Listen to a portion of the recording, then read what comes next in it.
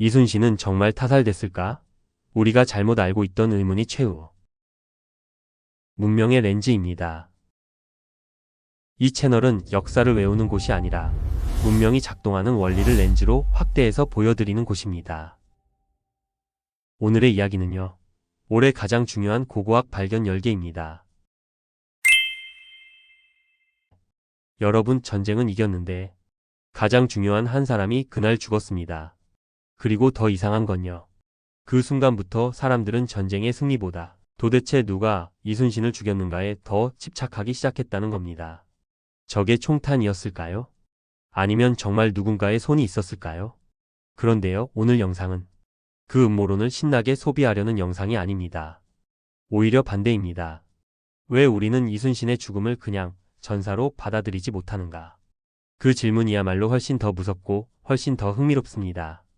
오늘은 우리가 너무 쉽게 믿어버린 이순신 의문의 최후가 만들어진 진짜 이유를 추적해 보겠습니다. 이순신 장군의 마지막은 너무 유명하죠. 싸움이 급하니 나의 죽음을 알리지 말라. 너무 유명해서 오히려 이상합니다. 유명한데도 동시에 늘 의심받습니다. 왜일까요? 최근에도 방송은 계속 묻습니다. 누가 장군을 쐈나?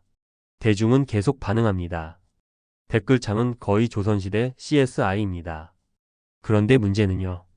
이 질문이 자꾸 반복될수록 우리는 어느 순간 사료보다 감정, 기록보다 드라마를 더 믿게 된다는 겁니다.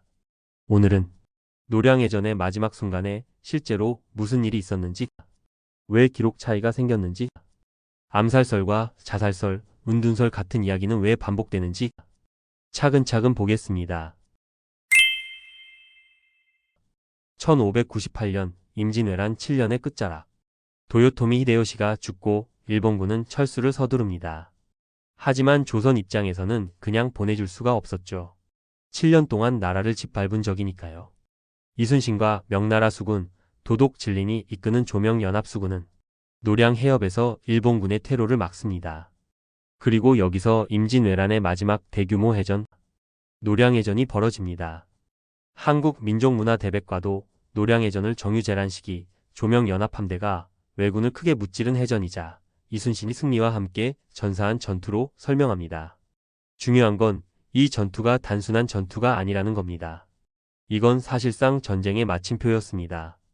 그런데 역사는 참 이상하죠. 마침표를 찍는 순간 가장 상징적인 인물이 쓰러집니다. 이순신은 적을 추격하던 중 총탄에 맞고 전사합니다. 조선 후기 정리된 기록들과 실록 관련 인용에서도 그의 죽음은 기본적으로 전투 중 적탄에 맞은 전사로 정리됩니다.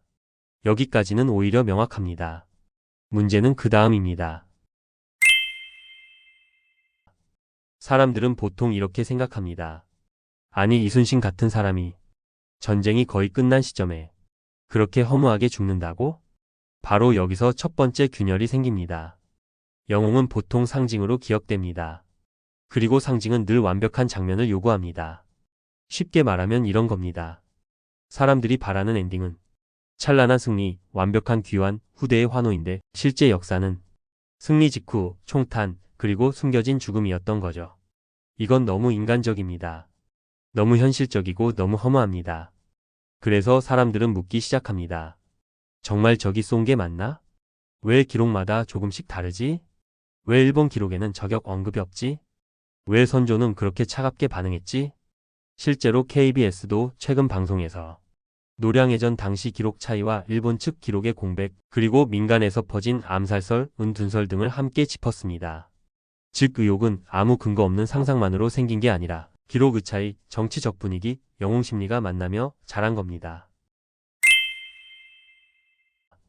여기서 제일 중요한 포인트가 나옵니다. 역사 미스터리 콘텐츠가 위험해지는 순간은 사료가 말하지 않는 부분에 우리가 너무 많은 상상을 넣을 때입니다. 공식적이고 널리 수용되는 줄기는 분명합니다. 노량해전에서 이순신은 전사했다. 적탄에 맞았다는 기록 전통이 강하다. 마지막 유언 역시 전해진다. 그런데 세부 묘사에서는 차이가 있습니다. 예를 들면 갑옷을 입었는지, 투구를 벗었는지, 어느 순간 정확히 맞았는지, 주변 인물의 증언이 어떻게 전승됐는지, 이런 지점에서 차이가 생깁니다. 그리고 인간은 참 신기합니다. 정보가 부족하면 조용히 기다리는 게 아니라 그 공백을 서사로 채웁니다. 역사패는 그걸 해석이라고 부르고 댓글창은 그걸 소름이라고 부르죠. 하지만 냉정하게 말하면 공백이 있다고 해서 곧바로 암살이 되는 건 아닙니다. 공백은 공백일 뿐이고 그 공백 위에 무엇을 올려놓느냐가 바로 후대의 욕망입니다. 이제 본격적으로 들어가 보겠습니다. 암살설이 오래 살아남는 이유는 사실 역사보다 인간 심리에 더 가깝습니다. 첫째, 너무 완벽한 영웅이었기 때문입니다. 이순신은 이미 살아있을 때부터 상징성이 큰 인물이었습니다. 전쟁 내내 보여준 정과와 리더십 때문에 후대는 그를 점점 인간보다 국가적 영웅으로 보게 됩니다. 그러면 이상한 일이 벌어집니다. 사람들은 영웅의 실패나 허물을 인정하지 않으려 합니다. 그가 그렇게 죽을 리 없다.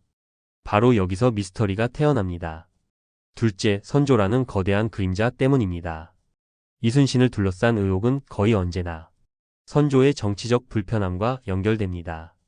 최근 KBS 소개문도 이순신 전사 소식에 대한 선조의 냉랭한 반응이 왜 계속 의문으로 읽히는지를 다룹니다. 즉 사람들은 이미 알고 있습니다. 조정은 이순신을 불편해했다. 그 선이 머릿속에 있으니 작은 기록 차이도 곧장 혹시? 로 번역됩니다. 셋째, 영웅의 죽음은 늘 너무 의미 있어야 하기 때문입니다. 이건 거의 문명 공통 현상입니다.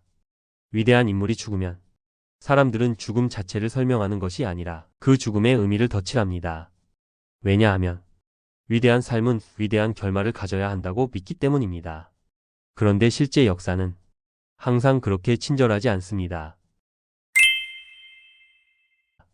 암살설만 있는 게 아닙니다. 자살설도 있고 전사한 것이 아니라 숨어 살았다는 은둔설도 있죠.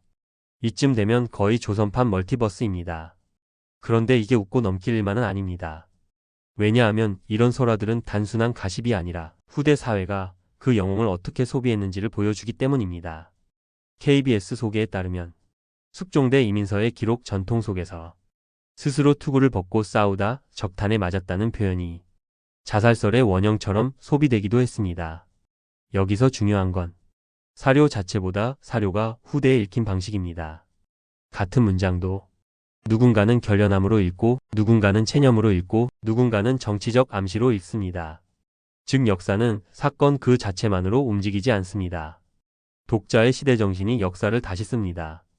그래서 이순신의 죽음은 1598년에 한 번 일어났지만 해석은 400년 넘게 계속되고 있는 겁니다. 자, 이제 제일 중요한 질문입니다. 왜 사람들은 적탄에 맞아 전사했다는 설명보다 뭔가 더 있다는 설명을 더 좋아할까요? 왜냐하면 인간은 사실보다 패턴을 좋아하기 때문입니다. 그리고 우리는 위대한 인물의 삶에서 어떤 비극적 설계, 어떤 숨겨진 배신, 어떤 운명적 코드가 있기를 기대합니다. 쉽게 말해 그냥 총 맞고 죽었다는 건 너무 현실적이고 너무 건조하고 너무 받아들이기 어렵습니다. 하지만 여러분, 오히려 그 지점이 이순신의 마지막을 더 비극적으로 만듭니다. 그는 전설이라서 죽은 게 아니라 끝까지 최전선에 있었기 때문에 죽었습니다. 그리고 자신의 죽음보다 전투를 우선했습니다. 이건 음모론보다 훨씬 드라마틱합니다. 훨씬 인간적이고 훨씬 무섭습니다. 우리가 자꾸 미스터리를 찾는 순간 놓치게 되는 것이 하나 있습니다. 바로 그의 마지막이 이미 충분히 비극적이고 충분히 위대했다는 사실입니다. 이제 제목에 답을 드리겠습니다. 이순신의 의문의 최후가 만들어진 진짜 이유는 새로운 결정적 증거가 있어서가 아닙니다. 오히려 반대입니다. 일부 기록의 차이와 공백이 있었고 선조와 조정이라는 정치적 배경이 있었고 영웅을 허무하게 잃고 싶지 않았던 집단 감정이 있었고 후대의 방송, 소설, 대중 콘텐츠가 그 틈을 계속 확대했기 때문입니다. 즉 이건 단순히 죽음의 미스터리가 아니라 국가가 영웅을 기억하는 방식의 미스터리입니다. 그리고 어쩌면 더 솔직하게 말할 수도 있습니다. 우리는 이순신의 죽음을 의심하는 게 아니라 영웅이 사라진 뒤의 세계를 받아들이기 어려워하는 것인지도 모릅니다. 결국 사료의 중심축은 분명합니다. 이순신은 노량해전에서 전사했습니다. 하지만 사람들은 그 사실 위에 계속 다른 이야기를 덧붙여 왔습니다. 그리고 아마 앞으로도 그럴 겁니다. 왜냐하면 영웅의 죽음은 항상 사건이 아니라 기억의 전쟁이 되기 때문입니다. 여러분은 어떻게 보셨나요? 여러분은 이순신 최후를 둘러싼 의혹이 기록의 공백에서 시작됐다고 보시나요? 아니면 후대의 욕망이 만들어낸 서사라고 보시나요? 오늘 영상이 흥미로우셨다면 구독과 좋아요, 댓글 한 줄 부탁드립니다. 이곳은 문명의 렌즈 채널이었습니다. 감사합니다.